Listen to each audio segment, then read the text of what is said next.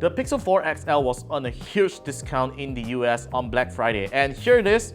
I bought one Pixel 4 XL during Black Friday and it managed to get all the way from the US over to Malaysia. So I got it from B&H Photo. This is the receipt and I actually got it a little cheaper than its Black Friday price. It is at $793 US, and they even gave me this free prepaid SIM pack that gives me 12 gigs of data a month. So that's a pretty cool combo that I get because I'm going over to CES, and it's just on time that I got my Pixel 4 XL and I'm really excited about it. So what I'm gonna do now, I'm gonna unbox it right now.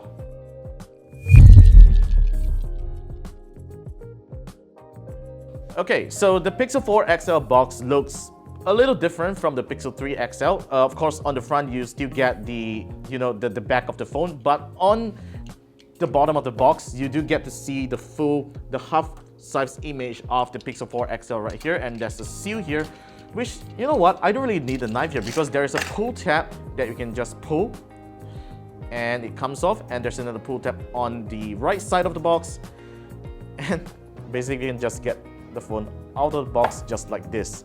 Alright, first of all, Pixel 4. So Pixel 4 XL, I got the just black version. Don't know why Google is just so bad at naming its color variants anyway. So I'm just gonna take out, there's a pull tab. Everything's just with pull tabs, just like Apple's iPhone. So there you go, there's the case, and we have a couple of accessories inside. So apparently the US model of the Pixel 4 XL lacks the Pixel Buds inside. So that's different from the Hong Kong or Singapore model, so you don't get the Pixel Buds included in the box. So I've got paperwork in this little box here, and I got the USB-C to USB-C cable, and there's an adapter, which is, surprisingly, it's still inside here. This is a USB-C to USB-A adapter, which you can use it to transfer data from your old Pixel phones or connect a flash drive into it. And finally, you have the charging brick right here, which is a 2-pin model because this is a US unit. So there we go. That's pretty much about the box of the Pixel 4 XL. And let's talk about the phone really quickly. Okay, taking off the plastic just like this. Pull tab. Pull. Whoa, there we go. Finally, there's no screen protector applied, so you might just want to get one if you happen to buy one Pixel 4 XL. So this is the just black model. It looks really nice. There's actually a huge bezel on the top that houses the Solid radar sensor. Now, what's really special about the Pixel 4 XL's design here, especially the just black, is that there is this white color button to distinguish from the rest of the colors on the phone. So it's totally black, really nice. It's not matte black, but glossy black, but it's all good. So we are just going to turn on the device, hold on to a power button. There you go. There's the welcoming Google sign. So obviously, you know the drill. There's no headphone jack or whatsoever. There's a USB-C port, dual speakers, and I'm actually glad that there's no annoying ugly notch like you used to have on the Pixel 3 XL. I used the Pixel 3 XL before and it's really ugly. All right. So there you go, it's taking some time to start it up. I'm gonna set it all up and get back to you guys later. So it's all done. This is the new Pixel 4 XL wallpaper. It's really nice. And you know what, guys? I almost forgot that it has an all-new 6.3-inch 90Hz display. So yes, the 90Hz display is probably the largest update and the most anticipated update ever that you would ever want on a Pixel smartphone. It feels very smooth. It is already feeling much faster than the Pixel 3 XL already. And of course, specs, it has been significantly upgraded as well. Snapdragon 855, not the Plus model, but it still performs fast. 6GB of RAM, and the model that I've got is the 128GB storage model. No storage expansion, unfortunately, but you know what? It's pretty sufficient for me already. Alright, so let's do something fun. Well, not exactly fun, but I guess it's fun because one of the biggest features of the Pixel 4 XL is that it no longer has a fingerprint reader and it uses face unlock using its sensors called Solid. So we're going to try set up face recognition in this video. So let's head on over to security. This is already on Android 10 by the way, but it requires an update because as you can see, the security update is now is not the most updated one because I haven't launched any updates at all. So let's do setup face unlock. So I already have my pin set up on the Pixel 4 XL. I'm going to enter my pin here. And there you go. So there are of course a few disclaimers here from Google. It says that glasses or lightly tinted sunglasses are okay. So I guess that is kind of a slight advantage over other facial recognition systems. So because it says that you can wear glasses or slightly tinted sunglasses, and it says that the images and biometric data used by face unlock are stored securely. Great. Looking at the phone can unlock it when you don't intend to. All right. Your phone can be unlocked by someone else if they just point it at your face. And if you have a twin, well, it says that it might work as well. Okay, so let's tap on next, and we're gonna set up, press start. Okay, so this is how it looks. I'm gonna point at my face. So I have to do this, same thing like the iPhone. Apparently there is a globe, so do I need to move? Okay, so hold the phone still, rotate my head, go slow.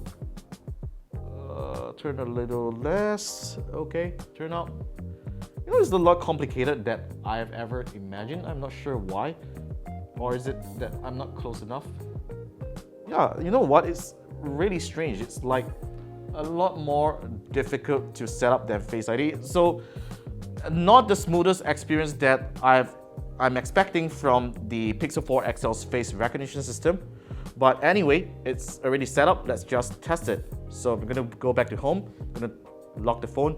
So one of the features is that when it detects that you are near, it just unlocks the phone. So it senses your presence. So I'm gonna just pull it up, and there you go. Boom, it unlocks pretty fast. So what happens if I put down the phone and I go near it? So I'm gonna put the phone just like this, and does it do anything? No, it doesn't detect my presence. So just tap on. I'm just gonna tap on it, and does it sense my? Yep, it senses my presence, but I still kind of have to new it over so that it could recognize me properly. So yeah, that's the new biometric system of the Pixel 4 XL. I think it's great. I'll get used to it like over time. This is just a first impression, so bear with me in my final review.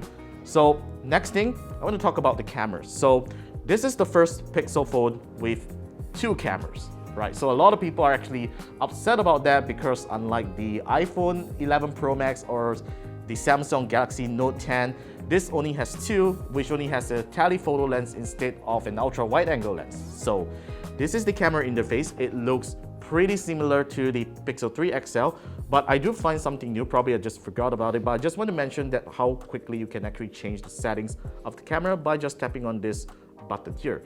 So you do have a couple of things. There's this motion thing, which is something like a live video thingy, timer, flash, and even set the aspect ratio of your photos directly through here. And of course, you get to access the settings as well.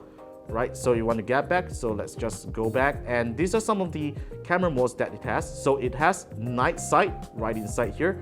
So obviously I still don't get the astrophotography mode that everybody has been talking about, but I believe I'll just need to update the phone in order to get that feature, in that update. So yeah, so Google just actually announced a feature called Feature Drop, where your Pixel phone will be getting more and more features as time goes on, because you know what? Every month you just get a security update and you don't really get new features. So as soon as there's going to be a new feature, Google is just going to drop it into your phone as soon as it is available. So I think that's one of the greatest values when it comes to buying a Pixel phone as of now. And I think it's a great time to really split some cash over a Pixel 4 XL, especially if you want to get it a cheaper price rather than buying it in Malaysia. Because basically, if you get the phone in Malaysia, it's a overpriced item, right? But if you get it from the US, like I said, from B&H Photo, you can get it at $799 if you happen to meet the right time. So yeah, how do I ship it here, you may ask me. So I basically use this service called Easy Buy, right? It's a company that does shipping for Taobao and from US and Taiwan markets as well. So I use this service to ship the Pixel 4 XL over here. I had no issues in customs. I wasn't of course I'm not taxed, by the way, but they just delivered the phone over to me for about 63 ringgit, which I think is pretty affordable considering that you are actually getting it all the way from US, and I think it's really, really affordable. Alright, so I guess that's pretty much about my quick thoughts and unboxing about the Pixel 4 XL. I'll be trying this as my daily driver as I head on over to Vegas for CES next year. So stay tuned for it. I'll be using this as my daily driver for about a month, and I'll share with you my thoughts later, about a month later, about what I think about the Pixel 4 XL.